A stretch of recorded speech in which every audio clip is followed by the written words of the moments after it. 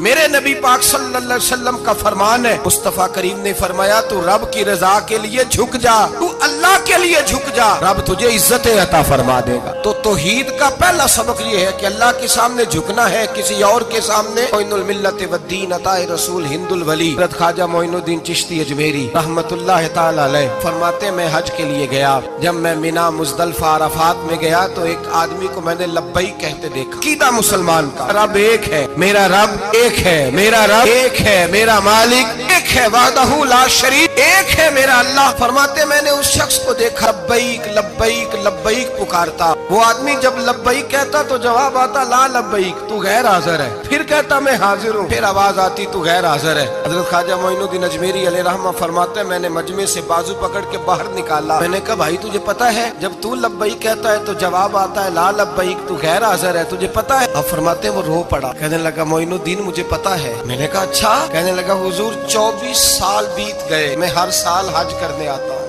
یہ میرا 24واں حج ہے، اور ہر سال آ کے کہتا ہوں لبیک لبیک، میں مصطفیٰ کریم کا وسیلہ لیے حاضر ہوں، لبیک لبیک۔ یہ بے نیاز ہے، ہر سال مجھے کہتا ہے لا لبیک، تو غیر حاضر ہے، ہر سال کہتا ہے۔ خواجہ صاحب فرماتے ہیں اس کی بات سنی تو میرے وجود کے رونگٹے کھڑے ہو گئے۔ میں نے کہا پھر تو ہر سال آ جاتا ہے، ہر سال ہی آ جاتا ہے، 24 سال ہو گئے ہر سال۔ فرماتے اس نے توحید بیان کی تو میری چیخیں نکل گئیں، میدان عرفات میں کھڑے ہو کس نے توحید کا اعلان کیا تو میرا وجود تڑپنے لگا، آہیں اور سسکیاں نکلنے لگیں۔ کہنے لگا معین الدین ایک ہی تو رب ہے، یہاں نہ ہوں تو کہاں جاؤں، تو کوئی اور رب بتا دے میں وہاں چلا جاتا ہوں، اب ہے ہی ایک، کہیں اس کے دروازے پہ رکھے تب بھی ٹھیک ہے، نہ رکھے بھی اس کی بے نیازی ہے یہی، کہاں جاؤں، اس کے دروازے پہ جھکوں، یہی میرا مالک، یہی میرا خالق، یہی میرا رازق۔ خواجہ صاحب فرماتے میں وہاں کھڑا تھا، عاطف غیب سے آواز آئی معین الدین تو پیچھے ہٹ جا، یہ میرا اور میرے بندے کا معاملہ ہے، تو اس کے بیچ نہ آ،